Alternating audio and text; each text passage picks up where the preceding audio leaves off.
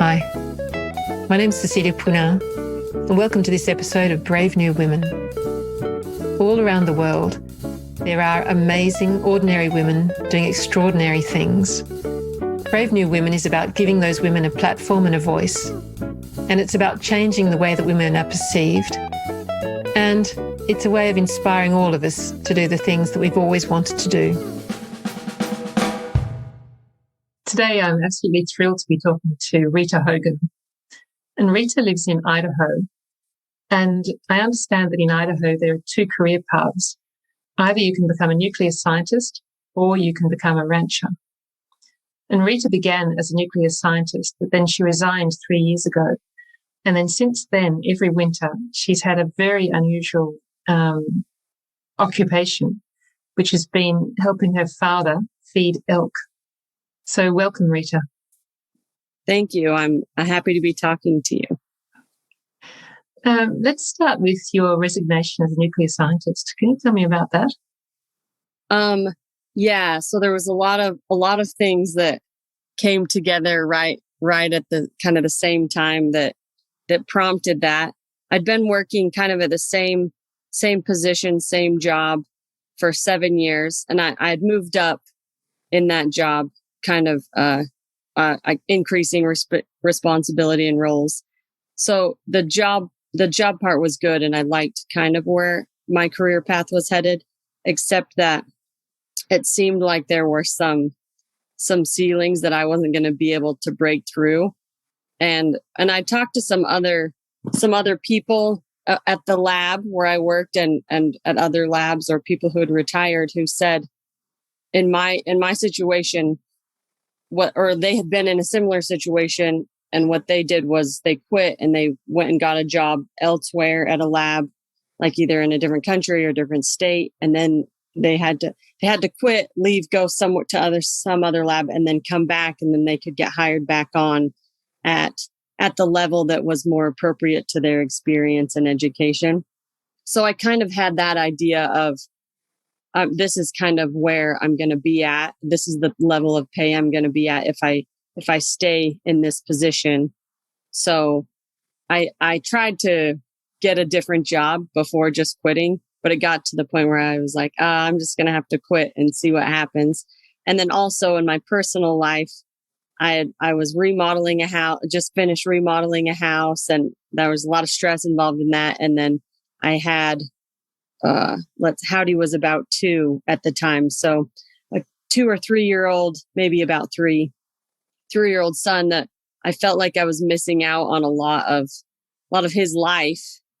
The first 3 years, I feel like I missed out on most of it, not most of it, but that's kind of how I felt. So it just seemed like, yeah, I'm going to be a mom. I'm going to take this time to be a mom. That's like, I kind of justified. There was a lot of justification it took me about 2 years to quit. I was kind of resolved that I was going to quit. And then there's a lot of pressure to like, oh, this is a really good paying job, stability. I went to school for all these years. So like I had kind of decided I was going to quit 2 years earlier. And then I was like, no, I'll stay. I can make it work. And so that's kind of, I finally got to the point. A few things happened. A few decisions were made that I was like, okay, that's it. I like, thanks for making that decision to make it clear that this is what I need to do. So yeah, so I quit, and it was in the fall, and I had about a month of vacation time saved up. So, I can't remember exactly. I went, like Howdy and I went and did a bunch of fun stuff. And then I had kind of a month where I was still on my vacation time. And I told my boss that I wanted to quit, but I was still technically fully employed and they weren't firing me. So I could still technically come back to work. I had to go back after that month to get everything out of my office and have a conversation with my boss. And he said all the right things that made it clear to me that I definitely still wanted to not go back to work there. Because in the meantime, all my like colleagues, a lot of people were like, "Oh no, don't quit. I've got all this other work that you can work on, and like you don't have to quit." So I was kind of that month. I was kind of like, I don't know. But then being away from there for a month made it pretty clear. And then that last conversation with my boss at the time was like, "Oh, okay, I know this is the right decision." Then, so yeah, so not an easy decision. no, like for my like mental health, I was like, I knew this is what I had to do, but for everything else and for all the like judgment or like external, I was like, it was a very hard decision. For my inner, it was like, yeah, I know this is what I have to do, but just like all the other external pressures, it was like, I don't know if this is the right thing to do. So it was the fall, and then my dad usually he starts getting ready to go feed the elk in the winter, like in the fall. So it was kind of like a, hey, don't hire anybody. I'm coming to help you. I'm coming to work. Because before that, I would just go on the weekends or on holidays, Christmas vacation. So it was kind of the timing was such that it was like, okay, I'm going to feed the elk now. So. And how long has your dad been doing that? So he started doing it in 2006, in the winter of the fall 2006. And then and at the time when he started doing it, I didn't really have anything to do with him. Like we didn't talk. So I didn't really know that he was doing that. I hadn't really heard of it. And then the next year, the people that had helped him, the first year, it was like our neighbor who had been laid off. And so he went back to work. And so my dad was hired his cousin to come. And that fall, for some reason, my dad like got a hold of me and was like, "Hey, come, I'm going on a drive." So I went with him and his cousin on this drive. And that was in 2007. I was still in college, but I was just like, "Oh, okay." And we went to this place. It's called the Grovant, and it's spelled, well, it's French, it, but they said gross adventure. That's what they're like. We're going to the gross adventure. Gros vent. Yeah. It's big wind, is it? Big belly. And ventre. Gros ventre. Yes, yeah. Okay. And it's named that, it's the Grovant Wilderness and the Grovant River.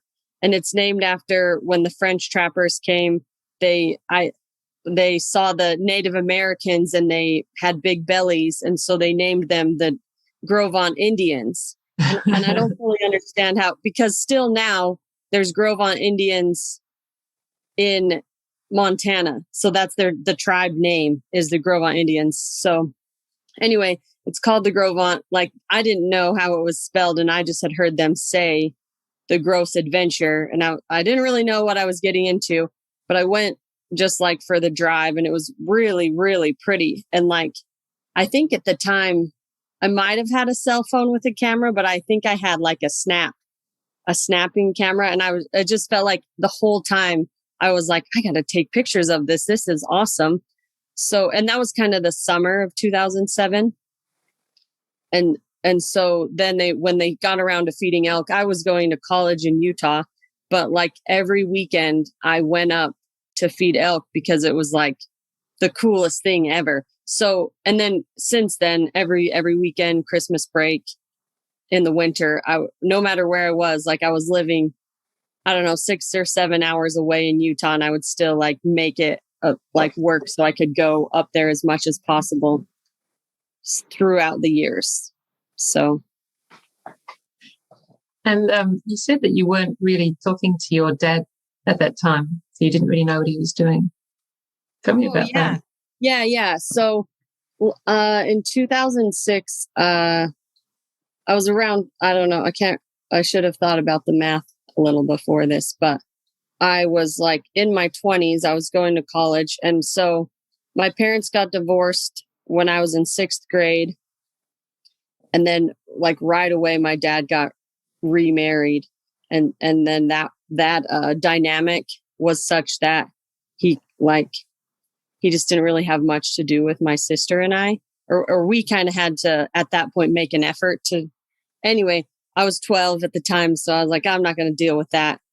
And so I just kind of went with my mom, and I just didn't have anything to do with him and the lady that he married had like 12 kids or something. So he was, Gosh. yeah, it was like a lot. So he was busy with that anyway. So I still like his family has a rodeo company. He has a rodeo company. My grandparents had a rodeo company. So I was still really involved with his family, but they also didn't really his brother didn't get along with him. So I was went with his brother's and that side of the family. And I was still involved with rodeos with them, but I just didn't have anything to do with my dad because of that dynamic of his new family. And I was just doing my own thing, and I didn't get along with his wife at all. So we just didn't really have much to do with each other, for that span from when I was 12 until I was in college. So then it just it was very, I don't know, it wasn't like he was tricking me to hang out with him or it just kind of happened that we got reconnected, and through going to the Grovant to feed the elk. And those first years that I went up there as much as I could, he was there some of the time, but then he would leave on the weekends when I would come, because it was kind of oh, well, I'm there, so he could go home. Mm-hmm. So it's not like we were hanging out all the time. It was just well, I wanted to be in the same place that he was at. So we kind of started having more to do with each other as a result. So, and now we're we talk on the phone every day or every other day, and we get along pretty good. So, yeah, so it's made a pretty massive difference, in fact. Yeah. Yeah. And tell me about, what is it like where you go, the Grovant? So I have only been there primarily in the winter time, and the seasons are drastically different. So I happened to have I went there 2 days ago because I'd left some stuff in the cabin. So I went up and stayed the night there a couple of days ago. And the summertime, it's like a whole different world from the winter time. But it borders Grand Teton National Park, and it's a national forest. So it's trees and beautiful mountains, and the mountain range there's red hills that are red, and then there's gray hills, and there's all this different mountain scenery that's so it's not just and there's mountains with trees, but there's a lot of different diversity of the mountains. And then the Tetons, the Grand Teton National Park, the Tetons are these three striking peaks that you can see from a long ways away on both sides. And the view of the Tetons from the Grovant is I would say the best view ever, because there's the foreground of this grassy meadow where the feed ground is. And then there's the river, and then off in the distance on the sides that frame the view of the Tetons, there's the trees with the mountains, and then the gray hills and the red hills, and you can see all of it. And then the Tetons are just so much taller than everything around them that they're really pretty. And a lot of times, right now, it's kind of smoky here from wildfires, so you can't really see the Tetons. Or a lot of times it's stormy or there's clouds, so you can't see them. But clear days, they're really prevalent, and so it's really pretty. To me, it's the prettiest place in the world. And I've been around to some pretty places, so I feel that it's has some credibility for me to say that. But yeah, so summertime, it's kind of just green grass meadow.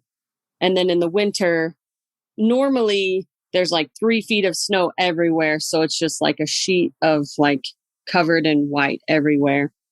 And then this last year, we had much less snow than normal. So you could still kind of see there's sagebrush on the ground, but it's all covered in white. So for me, I like the winter best.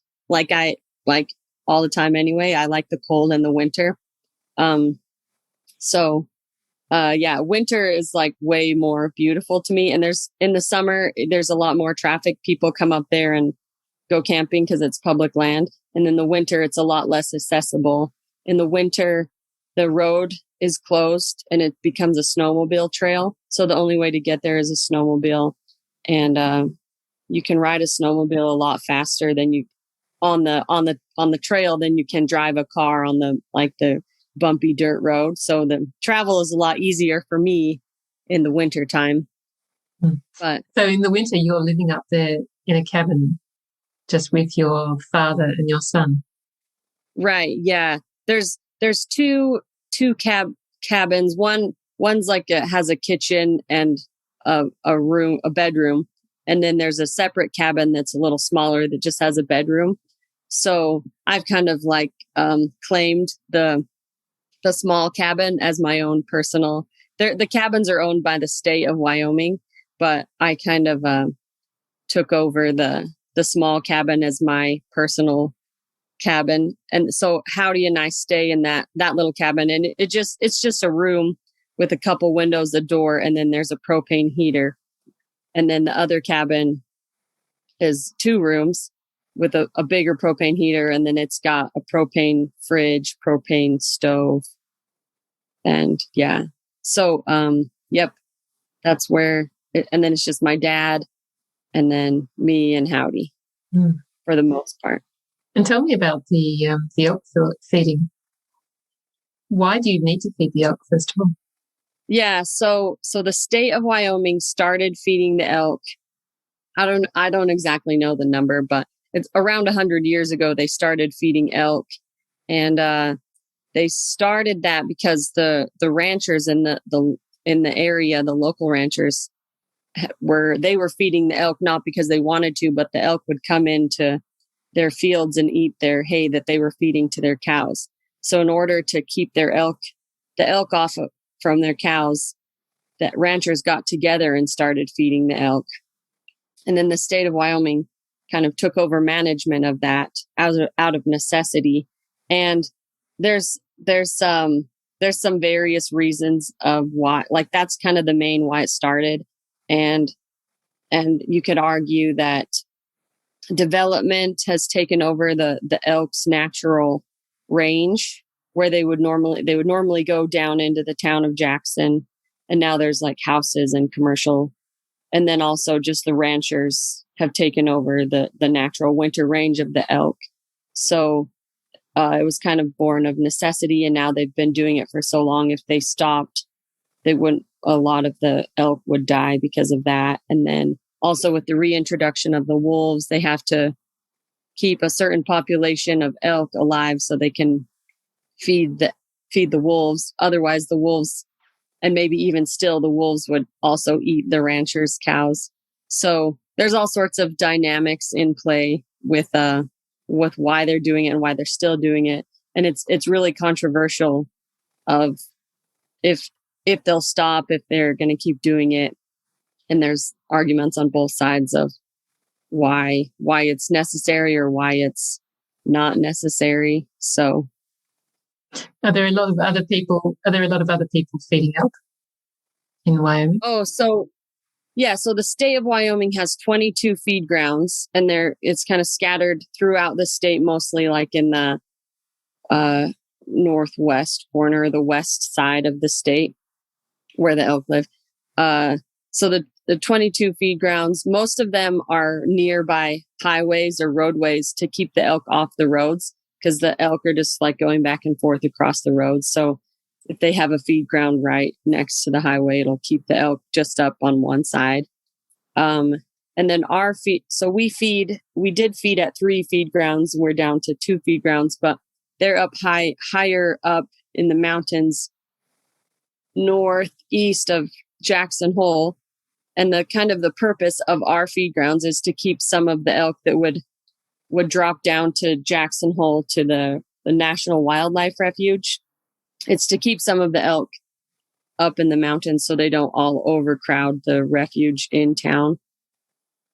So there's uh, different reasons for all the different feed grounds in different areas. So, and the place where the cabin is, where we live, where we feed there, that's owned by the Game and Fish.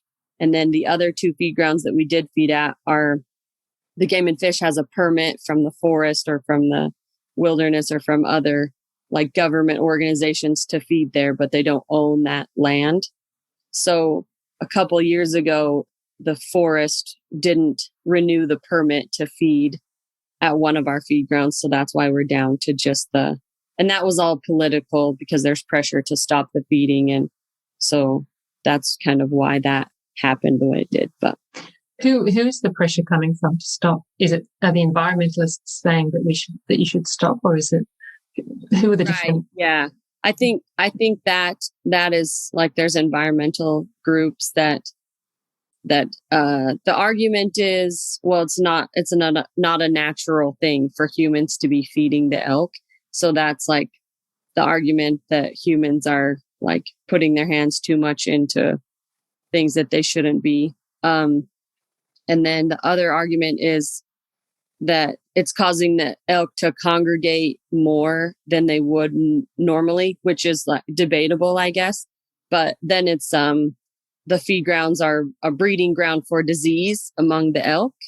So there was like brucellosis was the hot topic or the buzzword of the feed grounds are causing the spread of the brucellosis, and then that can spread to cows.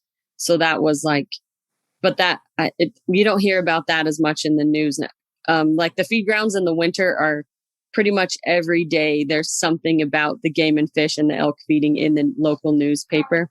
So you don't hear about that. The brucellosis, now the new thing is CWD, is chronic wasting disease. So anyway, CWD, chronic wasting disease, that's the new one. They found it in deer, and then they're worried that by feeding the elk, that's going to cause more CWD, which is also debatable. But so the spread of disease and then just like interfering in nature unnecessarily. And then the reason why they're doing it and the pros for feeding, there's also a lot, like obviously to keep the elk off of the ranchers, like the reason why it first started. And then also the state sells hunting tags, and that's an industry in itself of hunting the elk. So the state has a lot of revenue from hunting. So they have a set number of elk that they want to maintain in order to maintain the number of hunts that they're selling. So it's a money financial thing that way as well. So yeah. Yes, that's not easy. Right. Yeah. Yeah. There's a lot of people with a lot of vested interests in both sides of the scenario. So.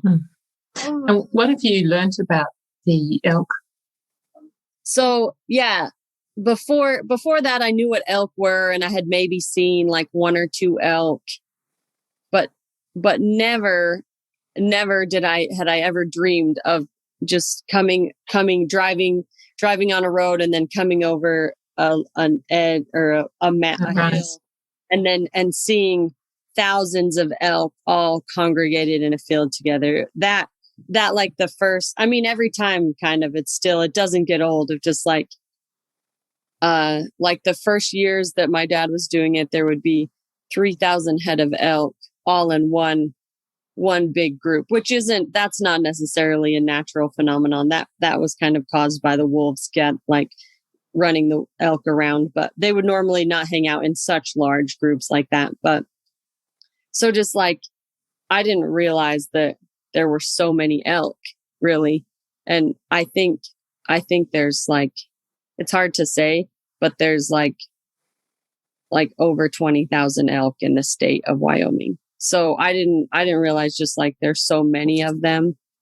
And I didn't realize they changed so much from the seasons, which I've kind of started to learn that since I know what they're like in the winter. So I kind of just assumed that's what they're like all the time. But I mean, I know in the spring they drop their antlers, But then I like this summer, I set a goal for myself to go to Yellowstone National Park once a month, and we see elk there. And it's so surprising how quick their antlers grow back, because their antlers get huge and they fall off in the spring, and then they're fully grown back up in the fall. So going to the park every month and seeing the progression of how their antlers grow back is really like stunning to me, that they grow back so fast. And then I didn't really realize how they defend themselves against predators. So that's been really interesting to see how there's safety in numbers when wolves come. They bunch up in a big group and they just like push in towards each other, and that's how most of them are safe inside. And then the only way that they can get hurt is if they run off away from the group, and then the wolves can get them lined out and chase them. So that's all like new things that are interesting that I just didn't think about before or realize. So do you see wolves a lot when you're up in Vermont? Yeah, so the wolves, it kind of varies from year to year. This last year I saw less than 5. Pretty much most years I can count the number of times that I saw a wolf. Not because they're not there. Like every day I see some evidence that, oh, there was wolves here last night. Not every day, but often I see evidence of wolves. But actually seeing a wolf, I can almost remember all the times I've ever seen a wolf, because they're pretty elusive, and they're active at night and the early morning, or like dusk is when I've seen them usually. But maybe 3 years ago, or not 3 years ago, 5 years, when Howdy was like 2, when I would just come up on the weekends, that year, all the elk had went down to the refuge. So even though they're feeding them and they wanted them to stay up in the high country, there were so many wolves that year that the elk just weren't going to hang out up there and get picked off every day. So they all just went down to town where it's a little safer. And that year we saw more wolves than we saw elk. Like Howdy, as of his first time being up there, thought it was normal to see wolves every day. And then it was something to see an elk. So that year was out of the ordinary, but we saw wolves around there every day. But normally, like, they're pretty elusive. So it's fun to get to see them though, because of that, because they're hard to spot. And what do you love about being up there all through the winter? Well, there's a lot to love. Like, one of the first things that comes to mind is kind of silly, but there's no cell phone service. There's no electricity. And for me, like, my phone is like a jail sentence. Like I'm addicted to it, and it's embarrassing to even say that. And I feel like I'm getting better and I'm aware of the problems. So that's all good. But it's like the shackles are released when you don't have cell phone service, and people kind of know, oh yeah, she's in the Grovant, I can't get a hold of her. So like people have kind of been trained, like, oh yeah, I'm just not going to be able to get a hold of her until she comes out. So the lack of cell phone service, which is such a simple thing that, like, you would think that you could get that anywhere if you just shut your phone off. But anyway, so that's a really nice part of it. Just I have so much time in the day when I'm not wasting it on my cell phone. And then just the natural surroundings. It's really pretty. Just being up there is like just nice to be there. But probably, so those are nice things about it. But I actually like, probably my favorite thing, I don't know, it's hard to say favorite, but the actual physical work of feeding the elk, it's really like labor intensive. It's really physical work. We have to hook a team of horses to a sleigh, and depending on how much hay we have to feed, we have to hook 2 or 3 different teams of horses. And then load. The 2-string bales are like average 100 pounds each that we're loading onto the sleigh, and we feed, but depending on how many elk are there, the elk are wild, so they come and go, but we try to feed 8 to 10 pounds per head of elk.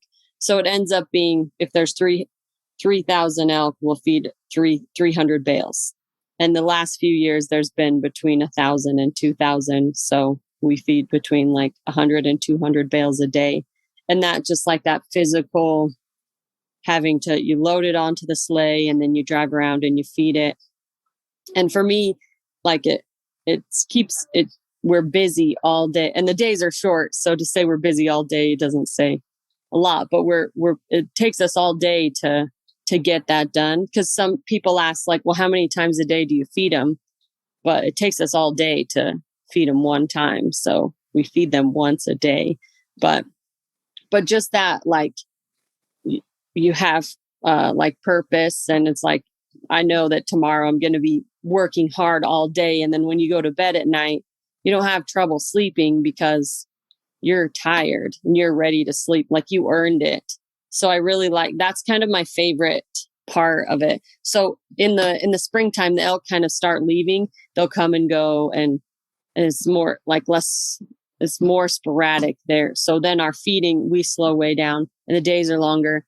And so it's not as much work. And then I start also like the spring fever, but it's like, I don't like to be up there if there's not work to do. It's fun for like a day to like, if you're going to go camp and enjoy nature, but if I just had to be up there and not have like a job like that, it's really hard to just be like, oh, you can only clean the cabin so many times, do so like things so many times until it's like, oh, I need something else to do. So I really like the work aspect of it, because we do have there's some neighbors that have caretakers that spend the winter up there, and their job is to just make sure the house doesn't burn down, or to make sure like people don't break in, and they're just kind of hanging out there all winter, and they maybe have a few chores to do, but that would be really hard for me if I knew all day tomorrow I'm going to have like 10 minutes of work, and then the rest of the day I have to figure out what I'm going to do. So I really like that I know that all day tomorrow I'm going to be really busy, and I'm going to have to get up and hustle to beat the sun going down. I really like that pressure, kind of that time pressure. And the thing that really strikes me about the story too is that you went from a time of actually not really speaking much to your father to living with him for the entire winter. Yeah. And it was subtle, and I didn't even realize that had happened until, I don't know, maybe like years later. It's like, oh yeah, we didn't. Well, how I kind of realized it is friends would come up and he would be telling a story and something about me in high school. And I'm like, you don't know anything. You have me confused with one of your other kids. You don't know anything about what I did in high school. So then I like kind of made that realization, like, oh yeah, we really didn't, like, you had no idea what I did my whole, like, through high school. So then, and now we're like really like, I mean, we still have like a kind of funny dynamic, but like he's one of my best friends. So yeah, it's pretty cool that, and that wouldn't have happened any other way. And now I hang out with him. It's not just the Grove Aunt, because before it was like, I want to hang out in the Grove Aunt, whether you're there or not. But now, like, he works in Montana in the summer, and I like to go do what he's doing wherever he's at. And I want to like learn. It's hard to learn from your own parents, but I'm trying to like pick up the skills that he's taught a lot of other people, a lot of things. So I like to be around him to learn those things. So yeah, it is pretty cool that it all worked out the way it did. What's his profession? So he's a cowboy, which is a pretty broad word. But for him, what that means is he works for a ranch. So there's a rancher lady that owns a big ranch in Montana with thousands of cows. And so he just works for that ranch. He he gets paid a day wage, and he takes care of the cows each season. That job or that the tasks change, but it's basically like moving the cows from one pasture to another pasture, branding the cows in the spring, or like getting the cows ready to ship to market in the fall, and all the things in between of taking care of the cows. And then as a result of that, like most cowboys ride horses, and so he's a horseman, and he's always starting new horses, breaking horses, and then sells the horses to make money, because the cowboy day wage doesn't pay very much, and it's usually like a young man's profession until you like figure out what you're going to do with your life, or until you can buy your own cows and have your own. That's kind of every cowboy's dream. Like a young cowboy goes to work for a ranch, and then they want to build up their own herd. But he kind of came into it like he had a rodeo company, and so he produced rodeos all over the West, and then he sold his company and started feeding the elk, and he worked for a dude ranch for a couple summers, and now he's just back to being a cowboy, kind of where it all started. But there's not a lot of old men that he works with. The young men, he's doing the job of a young man. But yeah, so that's kind of what he does now. That's kind of what he's done all his life, is work with horses and cows, and his family had teams of horses, which is different. A lot of cowboys don't have experience driving teams and hooking teams and feeding with a sleigh. That's kind of a unique thing. Most ranches or places with cows feed their cows with a tractor in the winter. So it's kind of a old-timey, old-fashioned thing to use teams. And his family did it, and so he's always just been interested in that. So yeah. Rita, it's speaking to you. It's just, I mean, I've never spoken to anyone really who lives in the Midwest. I've never spoken to anyone certainly never spoken to anyone who feeds elk, and anyone who works on ranches. It's just a whole, speaking to you just opens up a whole new world to me of the way that people live. If I'm talking about stuff that I need to like give more explanation of, or if it's like no, it's fascinating. It's really fascinating. And as we bring it to a close, I was wondering if there's anything else that you'd like to say that we haven't spoken about, if there's anything that we've missed, or if you've got a particular message that you want to give to people who are listening, just anything at all. I'm not sure. Maybe, so like a common theme of my life. For example. Since I quit my job, I was like, what am I going to do? But also since I quit, my whole life has been like a continuous vacation. And that's still hard work. If you think about going on vacation, you come home and you're like, that was fun, but it was exhausting. But my life has been like a nonstop vacation. And I'm going on 3 years and everything is pretty, like it's fine still. So if you're worried about quitting your job and you're like, I'm not sure what I'm going to do. I'm still not sure what I'm going to do, but I've been on like a nonstop vacation that has no end in sight. Like I don't see any reason to stop with the vacation. So that sounds pretty fabulous. It sounds pretty fabulous. Yeah. So yeah, it is. It's pretty nice. And it's not, I think it's not traditional how people are used to. So people are like, hey, you need to get a job, but well, okay, maybe I do, but maybe I don't though. I don't know. So yeah, just like, it's not a traditional way to live. So there's some pushback from people who are stuck in the traditional way of thinking, but it's working for me and it's pretty nice. So sounds pretty good. Well, thank you so much, Rita. It's just been really interesting speaking to you. Good. Hearing about your life. So thank you very much.